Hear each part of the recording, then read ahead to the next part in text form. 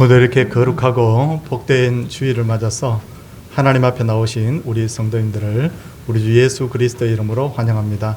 우리 옆에 분들과 잠시 우리 인사하고 예배 드리도록 하겠습니다. 네, 반갑습니다. 이제 묵상 기도함으로 하나님께 예배를 시작하겠습니다.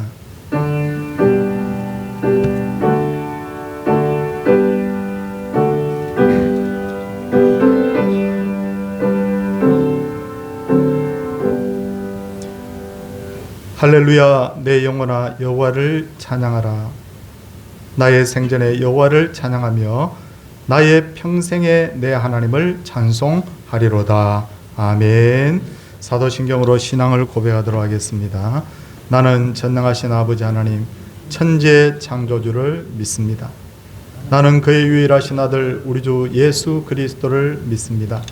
그는 성령으로 잉태되어 동정녀 마리아에게서 나시고 본디오 빌라도에게 고난을 받아 십자가에 못 박혀 죽으시고 장사된 지 사흘 만에 죽은 자 가운데서 다시 살아나셨으며 하늘에 오르시어 전능하신 아버지 하나님 우편에 앉아 계시다가 거기로부터 살아있는 자와 죽은 자를 심판하러 오십니다.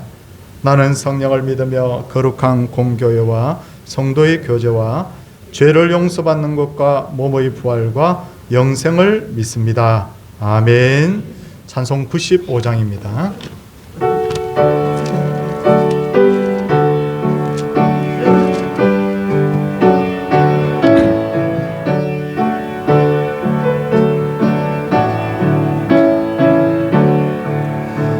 나의 기쁨과 나의 소망 되시며 나의 생명이 되신 주 밤낮 불러서 찬송을 늘 하신 마음 분일세 나의 사모하는 선한 목자는 어느 꽃다운 양의 무리와 늘 함께 가셔서 기쁨을 함께 하실까. 길도 없이 멋진 넓은 들에서 갈 길 못 찾아 애쓰며 이리저리로 헤매는 내 모양 저 원수조로 하도다. 주의 자비롭고 화평한 얼굴 모든 천사도 안기며 주의 놀라운 진리의 말씀에 전지가 와닿아도다. 나의 진정 사모하는 예수님 음성조차도 반갑고 나의 생명과 나의 참 소망 오직 주 예수 뿐일세.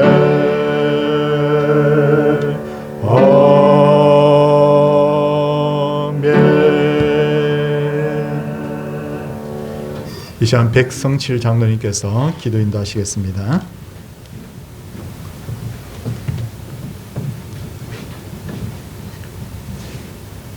거룩하신 아버지 하나님, 세상 많은 사람들 가운데 만에 하나 천에 하나 고르고 뽑아주시고 하나님을 믿는 금보다도 보배로운 믿음 주셔서 여기까지 인도하신 에벤 에셀의 하나님 감사드리옵나이다.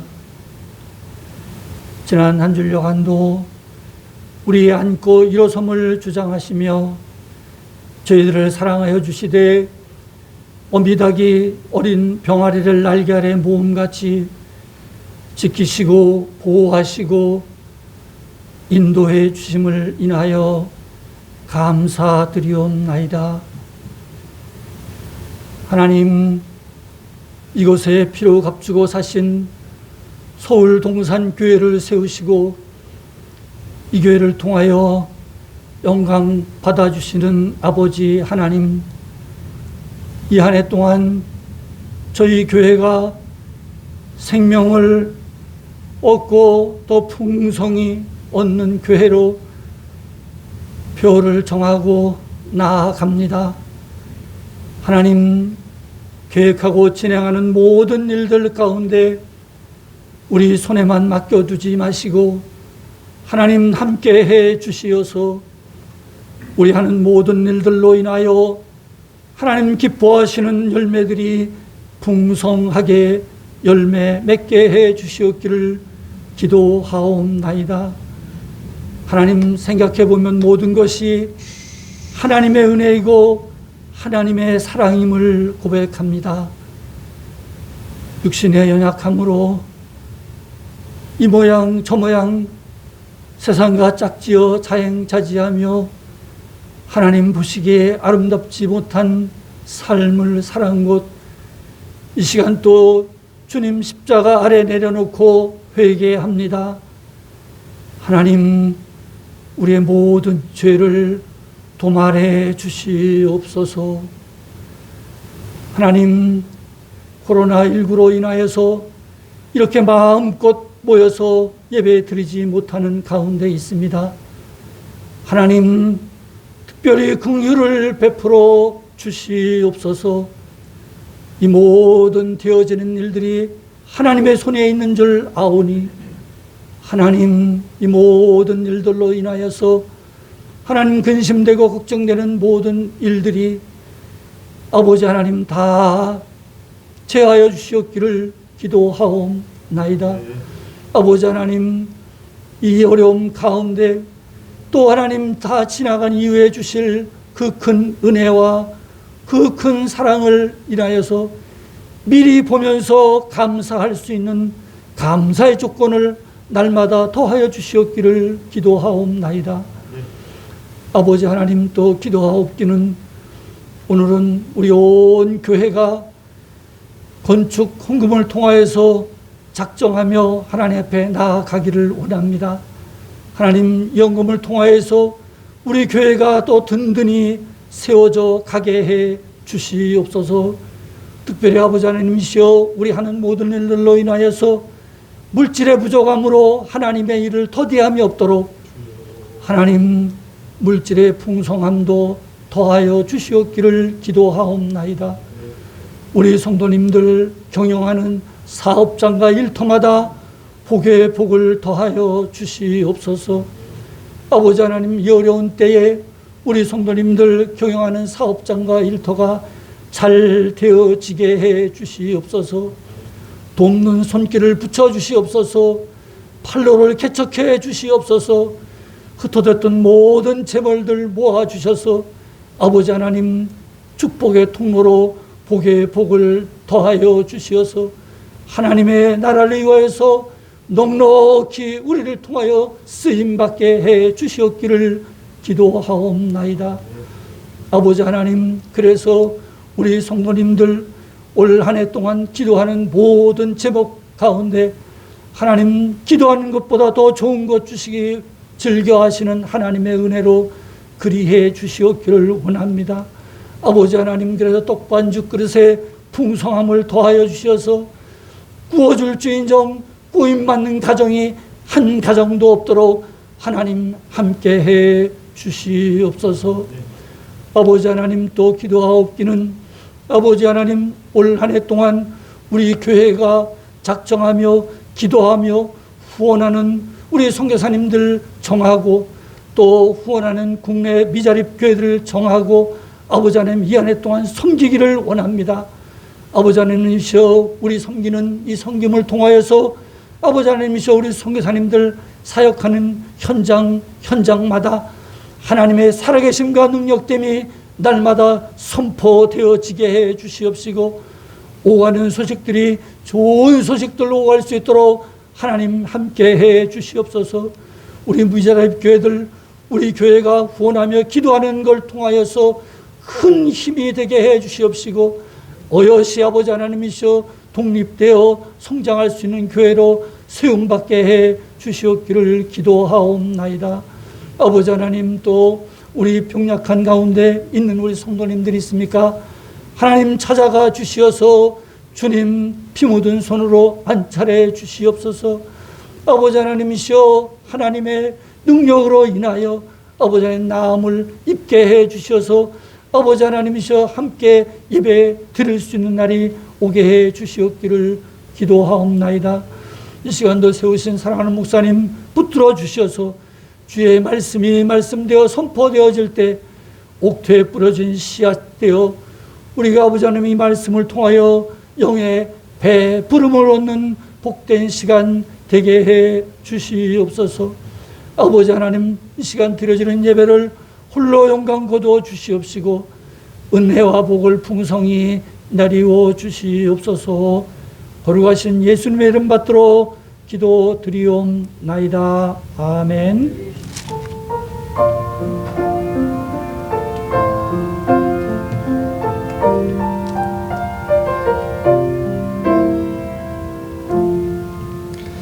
하나님의 말씀은 느헤미야서 2장 17절에서 20절까지 말씀입니다. 가정에서 예배하시는 분들도 다 성경을 찾아주시기를 바랍니다. 후에 그들에게 이르기를 우리가 당한 공경은 너희도 보고 있는 바라.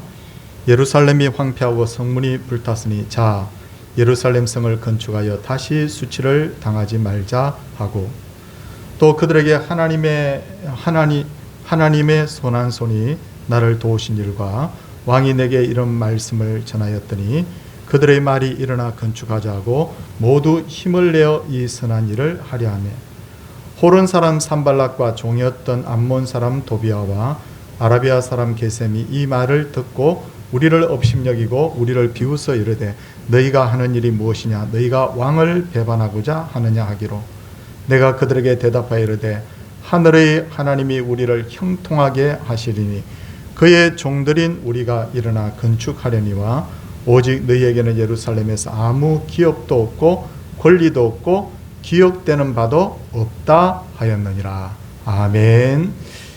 이 시간 정인서 집사님께서 하나님께 특송 올려드리도록 하겠습니다.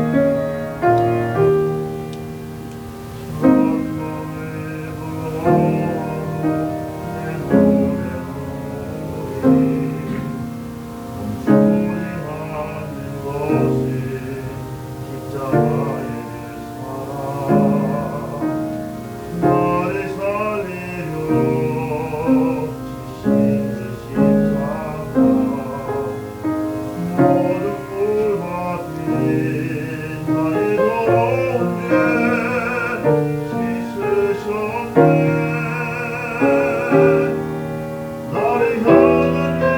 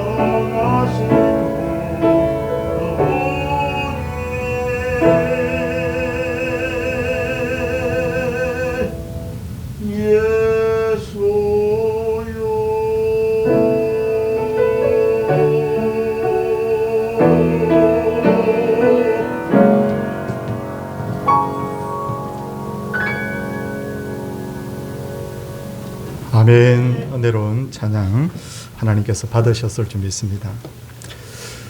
흔히들 성경에 등장하는 가장 탁월한 지도자를 꼽으라고 하면 대부분 사람들은 모세나 다윗과 같은 인물을 생각하는데, 그런데 성경을 자세히 읽어보면 모세와 다윗과 필적할 만한 리더십을 가진 인물이 있는데 그분이 바로 느헤미야입니다. 그래서 오래전에 존 화이트 교수는 느헤미야에 대해서 연구를 하고 책을 냈는데 그 책의 이름이 탁월한 지도력인데 한번 읽어볼 만한 가치가 있는 책이에요. 느헤미야는 유대인이었지만 페르시아의 포로로 잡혀가서 거기서 페르시아 황제를 섬기는 높은 벼슬을 가지고 있었지만 예루살렘 성이 회파되어서 오랫동안 방치되었다는 말을 듣고는 예루살렘의 총독으로 부임을 해서 무너진 예루살렘의 성벽을 재건하고 백성들의 무너진 그 신앙도 다시 회복해 하는 그런 역할을 하게 됩니다. 그래서 오늘은 느헤미야가 어떤 일을 했는지를 살펴보면서 우리 교회가 앞으로 어떤 교회가 되어야 할 것인지에 대해서 말씀을 드리고자 합니다. 첫째로 우리 교회는 앞으로 전에도 한번 언급을 드렸지만 무엇을 하자라는 청유형의 표현을 많이 쓰는 교회가 되어야 됩니다. 일을 할 때 무엇을 하라는 명령형의 말은 주로 다른 사람들에게 일을 시킬 때 쓰지 않습니까? 근데 무엇을 하자라는 청유형의 말은 나도 할 테니까 우리 함께 어우러져서 이 일을 해봅시다 할 때 이 청유형의 표현을 쓰는 것이죠. 느헤미야는 페르시아의 황제를 대신해서 예루살렘을 다스리는 총독이었기 때문에 사람들을 부릴 수 있는 권력이 있었고 사람들의 그 목숨을 마음대로 할 수 있는 생사 여탈권까지 가지고 있었지만 그런데도 그는 처음부터 백성들에게 하라고 명령하지 않고 우리 함께 해봅시다 라고 그렇게 청유형의 표현을 쓰게 되죠. 그러자 온 백성들이 다 함께 일어나서 자발적으로 우리 한번 해보겠습니다 라고 해서 마침내 무너진 예루살렘 성벽을 재건하게 됩니다. 건강한 교회는 어떤 교회냐? 하라고 밑에 사람에게 일을 시키는 교회가 아니에요. 지시하는 교회가 아니에요.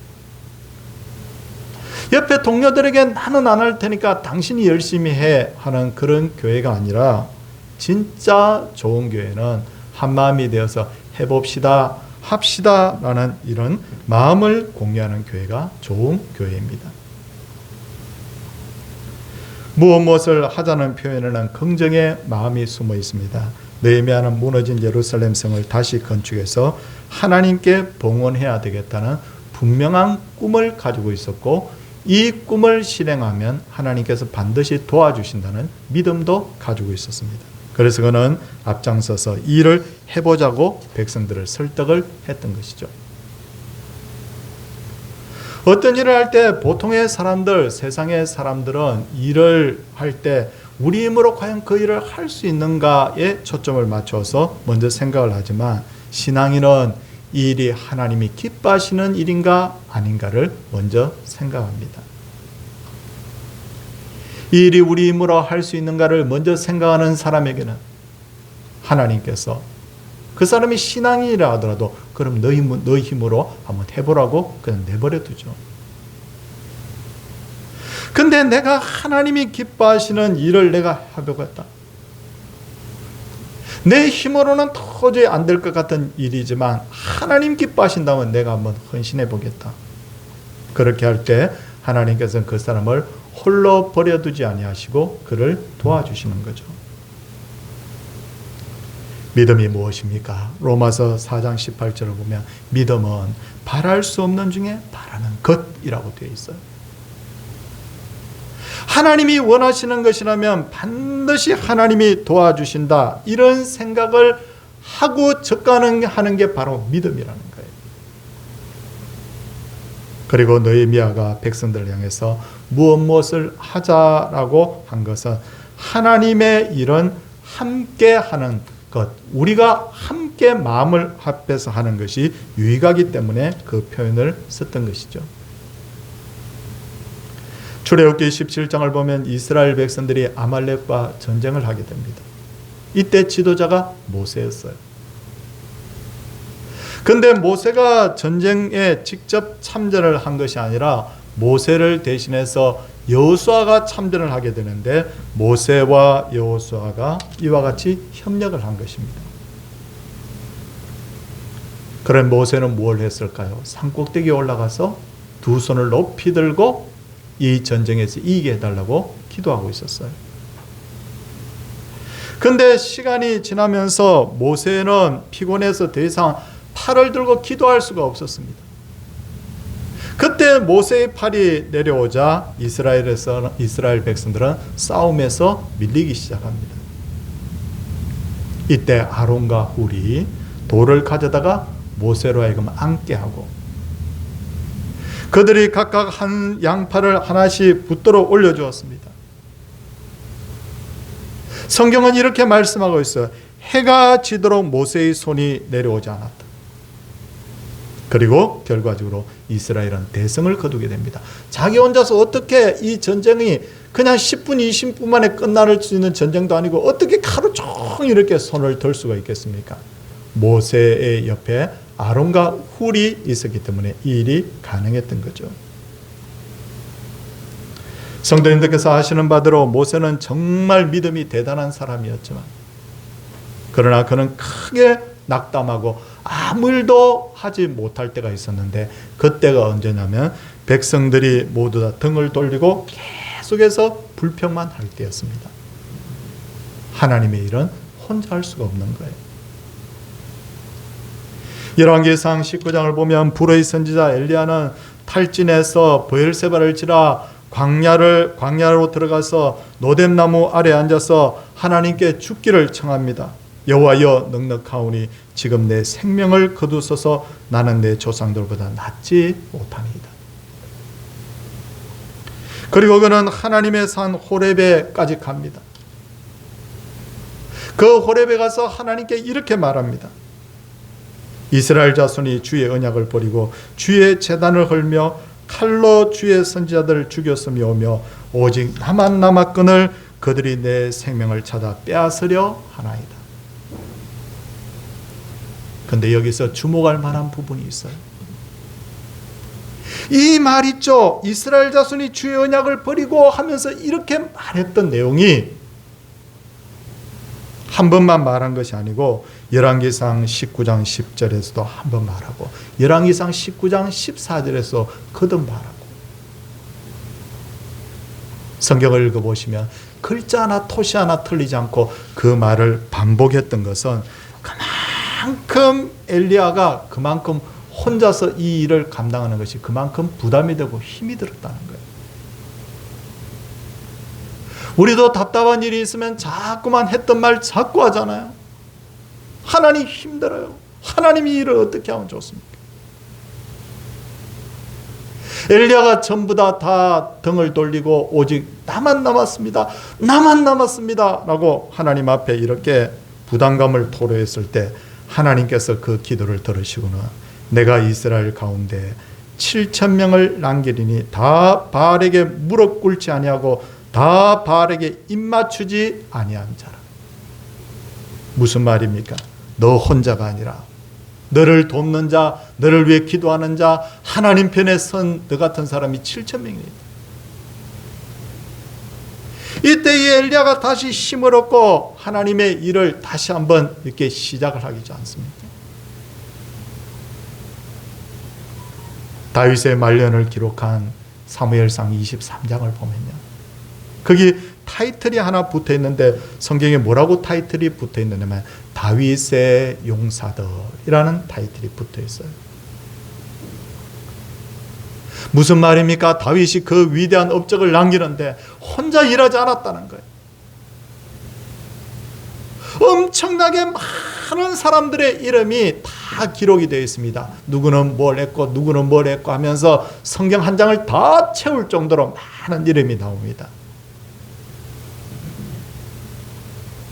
방금 제가 말씀드린 모세, 엘리야, 다윗은 이스라엘 역사에서 가장 리더십이 탁월한 사람이었지만 그들은 혼자 일을 한 것이 아니라 목숨을 걸고 그들을 도와준 사람들이 함께 협력을 했다는 거예요. 아무리 탁월한 남편도 아내의 협조가 없으면 좋은 가정 못 만들어요. 아무리 뛰어난 지휘관도 병사들의 협력이 없으면 전쟁에서 이길 수 없고, 아무리 탁월한 능력을 가진 목사도 성도들의 협력이 없으면 좋은 교회를 만들 수가 없습니다. 그러기에 우리 교회는 목사가 하자, 해봅시다, 그렇게 할 때, 예, 우리 한번 해봅시다. 이 일에 하나님이 기뻐하신 일이라면 반드시 하나님께서 도와주실 것입니다. 한번 해봅시다 라고 이렇게 함께 협력할 때 우리가 하나님 앞에 꿈꾸며 기도했던 좋은 교회가 만들어지는 거예요. 혼자는 안 돼요, 절대로. 둘째로, 우리가 하나님의 일을 하려고 하면 반드시 고난을 각오해야 합니다. 느헤미야는 페르시아 왕궁에서 편안하게 살았습니다. 그는 왕을 시중들은 높은 벼슬을 가지고 있었기 때문에 생활에 어려움이 없었어요. 그러나 그가 막상 예루살렘에 총독이 되어 하나님의 일을 하려고 하자 사탄이 다양한 방법으로 그를 공격합니다. 느헤미야의 대적들은 사람들을 동원해서 느헤미야를 조롱하고 회방합니다. 자존심을 팍팍 꺾어 놓습니다. 거짓말로 위협을 합니다. 실제는 느헤미야가 아무 그런 어떤 사심이 없었는데도 불구하고 마치 사심이 있는 것처럼 꾸며서 선동을 합니다. 심지어 오노 평지에서 느헤미야 나와 그러면서 평화협상하자고 합니다. 사탄만 이거 얼마나 집요한지를 알 수 있는데 5번이나 평화협상을 제기합니다. 계속해서 두드리는 거예요. 넘어질 때까지. 그리고 그들의 힘으로 안 되니까 페르시아 황제를 너가 반역하려고 하는 게 아니냐? 그렇게 하면서 끝까지 회방하는데, 이게 뭐냐? 단순한 사람의 회방이 아니라 사탄 마귀의 회방인 거예요. 이들의 이름은 성경에 나와 있습니다. 산발락과 도비아와 게셈입니다. 하나님께서는 의인의 이름도 기억을 하시지만 악인의 이름도 기억을 하시는데, 의인에게는 상을 주시기 위해서 이름을 기억하시고 악인에게는 심판하기 위해서 하나님께서 이름을 기억하시는 거예요. 성도님들, 지금은 영적 전쟁의 시대예요. 성도님들, 지금 진짜 예수 믿으려면 고난 각오해야 돼요. 세상이 우리를 향해서 손가락질해도 우리는 예수 믿어야 되고, 모든 사람이 주님을 버릴지라도 우리는 주님을 붙들어야 됩니다. 예수님께서 이런 상황을 다 미리 아시고 말씀하셨습니다. 또 너희가 내 이름으로 인하여 모든 사람에게 미움을 받을 터이나 끝까지 견디는 자는 구원을 받으리라. 아니, 왜 요즘 교회가 이렇게 손가락질 받지? 저는 두 가지로 봅니다. 하나는 교회가 잘못한 것이 분명히 있어요. 그러나 한편으로는 시대의 사조예요. 너희가 내 이름으로 인하여 모든 사람에게 미움을 받을 터이나 미리 말씀하셨습니다. 끝까지 견디는 자는 구원을 받으리라. 지금은 끝까지 견뎌야 될 때입니다. 좋을 때만, 평화로울 때만 예수 믿는 것이 아니라 고난의 때에도 잘 견디고 끝까지 예수님의 뒤를 따를 수 있는 사람, 그 사람이 뭐라고요? 마지막에 구원을 받으리라. 셋째로, 우리가 하는 모든 사역의 핵심은 하나님의 영광을 위한 것이어야 됩니다. 총독 느헤미야는 온 힘을 다해서 무너진 예루살렘 성을 재건합니다. 오랫동안 기도합니다. 그리고 사람들을 한데 모읍니다. 그리고 마침내 52일간 집중적으로 성벽을 재건하는데 그 가운데 어떤 일이 있었는지 느헤미야서를 읽어보면 참 많은 일이 있었는데도 불구하고 그 고난을 다 견디고 마침내 성벽이 완성이 됩니다. 성벽이 완성이 되자 백성들이 크게 감동을 하죠. 느헤미야가 세운 계획이 성공했을 때 온 백성들이 아마 모르긴 해도 이야, 당신이 최고라고 칭찬했을 거예요. 그런데 이때 자기의 마음을 지키는 게 진짜 중요해요. 선줄로 생각하는 자는 넘어질까 조심하라. 내가 고난당할 때 신앙의 위기가 아니라 내가 잘 될 때 위기가 오는 거예요. 내가 뭔가 업적을 이루었다고 생각할 그때 사탄 마귀가 틈을 타는 거예요. 느헤미야는 자신이 이룬 업적을 나열하기 전에 내가 이와 같이 행했나이다 라고 하기 전에 사람을 세워서 모든 예루살렘의 행정이 잘 돌아가도록 먼저 조정을 합니다. 그리고 모든 백성들을 수문학 광장에 모으고 제사장 겸 학사인 에스라를 세워서 하나님의 말씀을 선포하고 부흥회를 엽니다. 새벽부터 정오까지 하나님의 말씀이 선포되고 그리고 크게 회개운동이 일어납니다. 느헤미야는 이렇게 말합니다. 여기 느헤미야의 마음을 엿볼 수 있는 한마디가 있습니다. 여호와로 인하여 기뻐하는 것이 너희의 힘이니라. 내가 이 일 한 게 아니야. 그리고 느헤미야는 또 이와 같이 말합니다. 하나님, 제가 주를 위하여 이 일을 했사오니 저를 기억해 주시옵소서. 그는 오직 하나님만 생각하고 예루살렘 성벽을 재건했던 것입니다. 그는 끝까지 마음을 지킨 사람이에요. 지난 주간에 우리 교회가 후원하는 멕시코의 배도영 선교사님이라는 분이 계세요.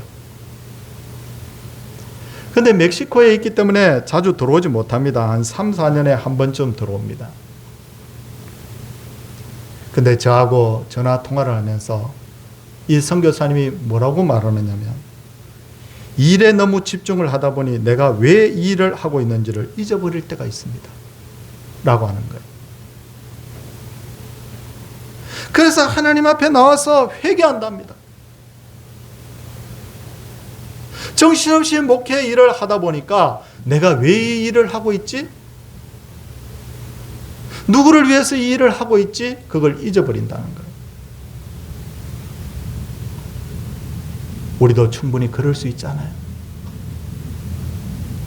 주일날 교회에 오는데 왜 교회에 오는지 목적을 잊어버릴 때가 있어요. 주일날 교회에 오는 목적이 뭐냐면 하나님 앞에 예배하기 위해서 오는 거예요. 예배는 대충 하고 사람들과 어울린다. 이게 더 좋아. 예배는 대충 하고 다른 일로 내가 너무 바쁘다. 이게 목적이 바로 된 것이 아니잖아요.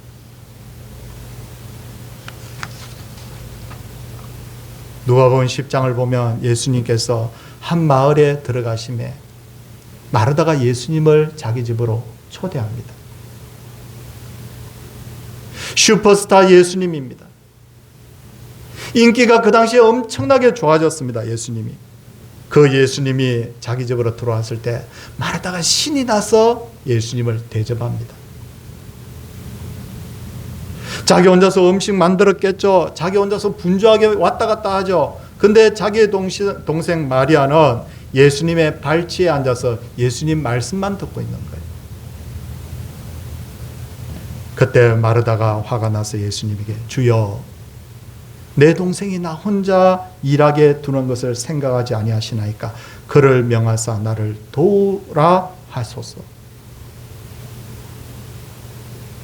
그 말을 들은 예수님께서는 오히려 마리아를 칭찬해 주셨어요. 왜 그렇게 하셨는가 하면 마리아는 예수님이 이 집에 들어오신 목적이 무엇인지를 알았던 거예요. 예수님은 음식 대접받기 위해서 이 집에 오신 게 아닙니다. 예수님이 대접을 받으려고 하면 천국에 계시면 더 좋죠. 예수님이 오신 목적이 뭡니까? 복음 전하기 위해서. 지난주에 말씀드렸습니다. 전도하기 위해서 내가 왔노라. 그런데 마르다는 예수님이 전하는 복음에는 관심이 없고 예수님 대접하는 일로만 바쁘니까 예수님에게 좋은 말을 못 들었던 거예요. 목적이에요. 목적이 중요한 거예요. 내가 이 시간에 왜 앉아 있습니까? 한 시간 앉아 있는 것이 보통 힘든 게 아니에요. 사실 따지고 보면. 왜 앉아 있습니까? 하나님의 임재를 체험하고 하나님의 말씀 듣고 하나님 앞에 예배하기 위해서 목적을 바로야 됩니다. 다시 본문으로 돌아가서 느헤미야가 왜 무너진 성벽을 재건하려고 했던 걸까요? 내가 총독으로 있는 동안 뭔가 한번 업적을 한번 이루어 봐야 되겠어. 내가 이런 걸 해서 내가 좀 자랑거리를 좀 만들어 봐야 되겠어. 이 성벽을 높이 쌓아서 외침을 좀 내가 막아봐야 되겠어. 그게 아니었어요. 느헤미야가 이 성벽을 다시 재건한 것은 하나님을 제대로 섬기게 하기 위해서. 그래서 느헤미야는 성벽 공사가 끝나자마자 학사 겸 제사장인 에스라를 불러다가 부흥했던 거예요. 이게 목적이었어요. 우리 교회가 오랫동안 새로운 예배당에 대한 꿈을 가지고 있습니다. 이 꿈을 왜 우리가 이루어야 됩니까? 내 시대가 지나기 전에 한번 멋진 뭔가를 한번 만들어 놔야 되겠어? 그것도 좋지만 진짜 목적이 뭡니까? 새로운 예배당에 대한 진짜 목적은 하나님께 바로 예배할 수 있는 환경. 하나님의 말씀을 바로 가르치고 복음을 효율적으로 전하기 위한 목적.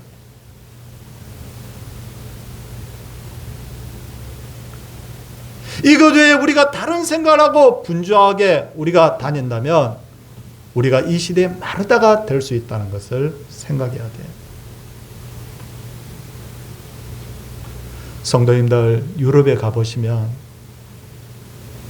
멋지고 화려한 예배당들이 정말 많이 지어져 있는데 그 예배당 하나 짓는데 50년은 기본이고 100년, 어떤 경우에는 500년 동안 짓는 그런 건물도 있어요. 아니, 예배당 하나 짓는데 어떻게 그렇게 시간이 오래 걸릴까? 굉장한 정성이 들어갑니다. 어떻게 합니까? 그냥 벽돌을 쌓는 것이 아니고 그 큰 그 예배당 천정 같은 데다가 높이가 한 20m, 30m, 어떤 데는 40, 50m 정도 되죠. 거기다가 뭘 합니까? 다 이렇게 사람이 사다리를 타고 올라가서 거기다 그린 거예요. 예배당 건물을 어떻게 하느냐면 그냥 벽을 쌓는 것이 아니라 일일이 조각을 가지고 타일 조각을 가지고 붙인다든지 아니면 그걸 조각가들을 동원해 가지고 그걸 벽을 전부 다 조각을 합니다. 그러니까 50년도 걸리고 100년도 걸리는 거예요. 우리가 그렇게 잘 알고 있는 그림, 미켈란젤로의 천지창조, 미켈란젤로의 최후의 심판, 엄청 대작이죠. 그게 어디 있느냐면 시스티나 성당의 예배당에 천정하고 벽에 있는 그림이에요.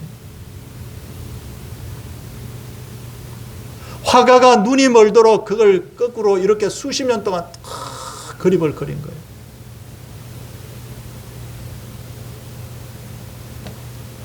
그런데 성도님들, 돈은 또 얼마나 많이 들어갔겠어요. 그런데 지금 여기에 이 크고 화려한 아름다운 예배당에 예배하는 사람이 거의 없습니다. 유럽 여행 가면 거기서 뭘 하느냐면 관광지예요, 관광지.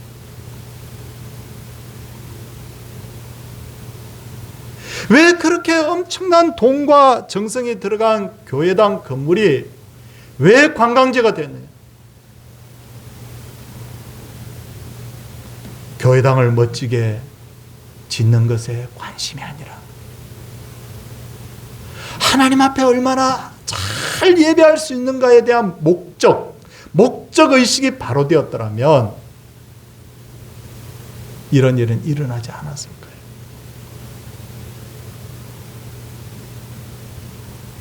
유럽연의 신학교 교수가 그렇게 말한 적이 있습니다. 한국의 교회당 건물이 자꾸 화려해지는 것을 보면서 자칫하면 목적을 잃어버릴 수 있다. 하나님이 원하시는 것은 화려한 그 예배당보다도 그 예배당 속에서 회개하는 상한 심령, 그 예배당 속에서 정말 하나님 앞에 영혼을 토하며 부르짖는 그 기도와 하나님 앞에 올려지는 그 예배, 그걸 하나님이 원하시는데 알맹이가 빠져버리고 그것들 자꾸 화려하게 할 때 한국 교회가 중세의 교회처럼 될 수 있다.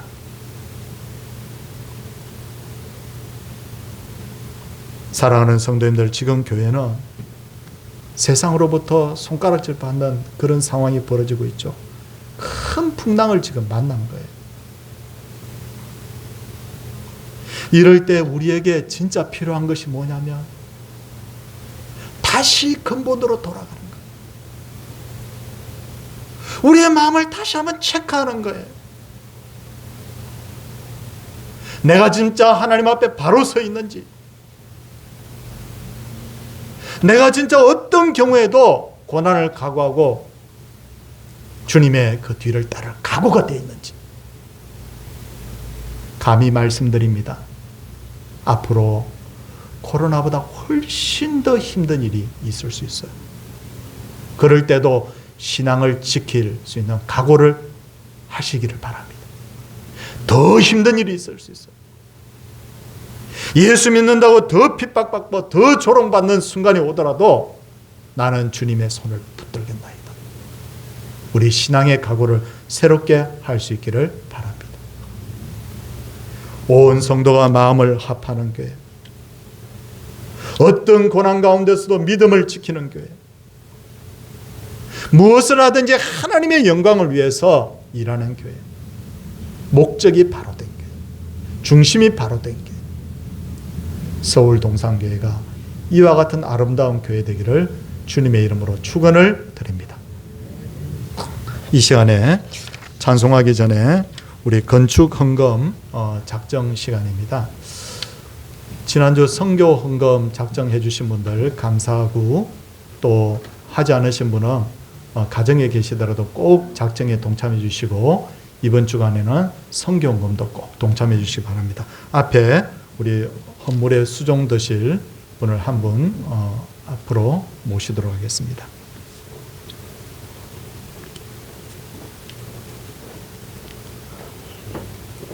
기도하겠습니다. 주님, 더 하나님 앞에 아름답게 예배하며 더 말씀을 전하며 복음을 위해서 새로운 예배당에 대한 꿈을 가지고 이 헌물을 작정합니다. 이 헌물은 새로운 예배당에 대한 꿈을 이루는 데도 쓰이고 교회당을 또 관리하는 일에도 또 쓰이는데, 하나님, 성도의 손길들이 동참하는 모든 분들이 복을 받게 하옵소서. 예수님의 이름으로 기도드리옵나이다. 아멘. 찬송 210장입니다. 교회에 대한 찬송입니다.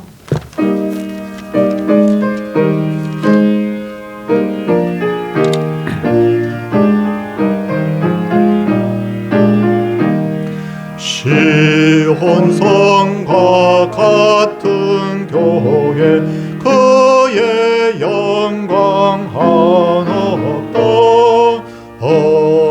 허락하신 말씀대로 주가 친히 세웠다. 반석 위에 세운 교회, 흔들 자가 누구랴. 모든 원수의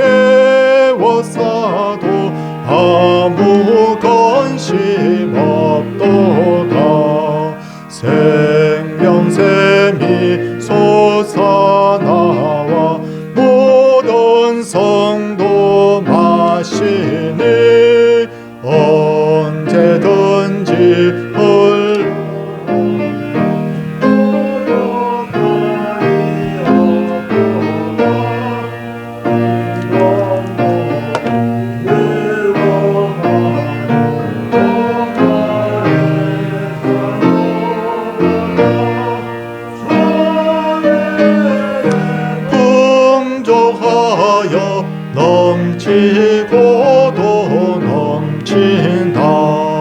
주의 은혜 내가 받아 시온 백성 되는데 세상 사람 비방해도 주를 찬송하리라.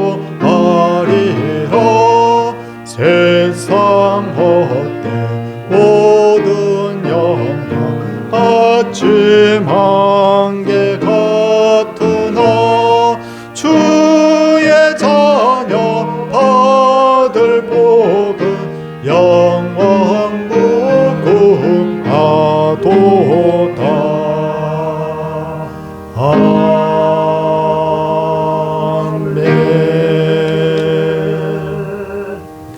아버지 은혜 아니면 살아갈 수 없음을 깨닫게 하시니 감사합니다. 확신 있는 믿음으로 날마다 승리하게 하옵소서. 범사에 감사합니다. 범사에 감사. 그리고 우리 성도님들께서 가정에서 예배 드리시고 또 이렇게 온라인으로 11조 감사예물, 선교, 건축예물, 주정예물을 이렇게 계좌로 보내고 계십니다. 하나님께서 기뻐 받으실 줄 믿습니다. 기도하도록 하겠습니다. 아버지 하나님, 참 우리가 어려운 시대, 유라굴로와 같은 풍랑을 만난 시대를 살아가고 있습니다. 세상으로부터 교회가 조롱받을 때도 있고 핍박받을 때도 있고 또 코로나 어려움 때문에 예배를 자유롭게 드릴 수 없는 이런 상황에 있습니다. 주님께서 말씀하신 것을 기억합니다. 너희가 내 이름으로 인하여 고난을 받을 것이다. 이럴 때도 반드시 우리가 하나님 앞에서 다시 우리의 중심을 다시 확인하게 하시고 우리의 신앙의 목적을 확인하게 하셔서 함께 협력하며 고난을 각오하며 면류관 주실 그날을 생각하면서 우리가 하나님 앞에 힘있게 달려가는 교회 될 수 있도록 도와주시옵소서. 새로운 예배당에 대한 꿈도 꼭 이루어질 수 있도록 하나님이여 속히 이 일이 이루어질 수 있도록 도와주시옵시고 그래서 마음껏 예배하고 더 효율적으로 복음을 전할 수 있는 그런 하나님 예배당이 마련되게 하여 주시옵소서. 오늘도 주 앞에 11조 감사예물, 건축예물, 선교예물, 주정예물 주 앞에 드렸나이다. 드린 손길 한 분 한 분을 복되게 하여 주시고 또한 성도들의 생계를 지키시고 사업체와 직장을 지키셔서 경제적으로도 어려움이 없게 하시고 자녀들이 복을 받게 하시고 건강하게 하여 주시고 날마다 형통할 수 있도록 하나님께서 복에 복을 더하여 주시옵소서. 코로나가 속히 소멸되게 하시고 한국교회 제2의 놀라운 부흥의 바람 불게 하여 주시옵소서. 성도들이 하나님의 교회가 함께 복을 받는 그 시대의 놀라운 역사가 우리 눈앞에 나타나게 하여 주시옵소서. 주 예수 그리스도의 은혜와 하나님의 사랑과 성령의 감동 감화하심이 하나님의 백성들을 위해 이제로부터 영원토록 함께 있을지어다. 아멘.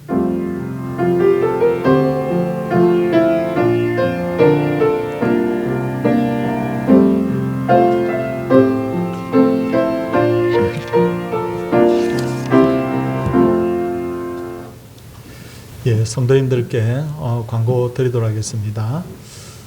오늘 건축원금 또 지난주 성경음에 꼭 동참해 주시고 또 성도님들의 가정 또 교회가 재정적으로 어려움이 없도록 또 기도를 부탁을 드리겠습니다. 그래서 물질 때문에 하나님의 일을 하지 못하는 일이 없도록 우리가 함께 협력함이 마땅합니다. 수도권 교사 세미나가 비대면으로 그렇게 진행이 된다고 합니다. 이 일을 위해서도 성도님들 기도해 주시기를 부탁드리고 수고하시는 교사분들 그리고 우리 교회를 요즘 나오지 못해요. 주일학교 아이들이 학생들이 우리가 교육자들이 또 교사들이 이렇게 돌보고 있고 영상으로 예배도 드리고 있고 이렇게 하는데 수고하시는 분들 힘을 낼 수 있도록 옆에서 아론과 훌처럼 기도해 주시기를 바랍니다. 이영애 집사님이 무릎 수술을 하셔서 지금 바로선 병원에 입원해 계십니다. 신방을 했으면 좋겠는데 신방이 지금 불가능합니다. 그래서 제가 전화 통화만 지금 하고 있습니다. 빨리 회복될 수 있도록 우리 이영애 집사님 위해서 기도해 주시기 바랍니다. 가정에서 예배하시는 분들, 병상에서 예배하시는 분들, 오늘 이렇게 대면으로 예배하시는 분들, 지난 화요일 우리가 코로나 5층에서 발생해서 저도 깜짝 놀랐고 이 주일 예배를 어떻게 하느냐라고 마음에 좀 근심도 되었는데 하나님께서 너무너무 은혜롭게 모든 일들이 다 해결되게 해주셔서 확산이 안 되고 또 방역당국도 건물이 안전하다고 또 이렇게 판단했고 그렇게 됐습니다. 그래서 오늘 이렇게 예배할 수 있게 됐는데 앞으로 예배가 조금 이제 더 완화가 될 거예요. 그러면 제가 또 장로님들하고 의논해서 또 문자를 보낼 테니까 앞으로 더 우리가 예배를 교회에 와서 예배하시는데 집중해 주시기를 부탁을 드리겠습니다. 옆에 분들하고 한번 인사하겠습니다. 할렐루야.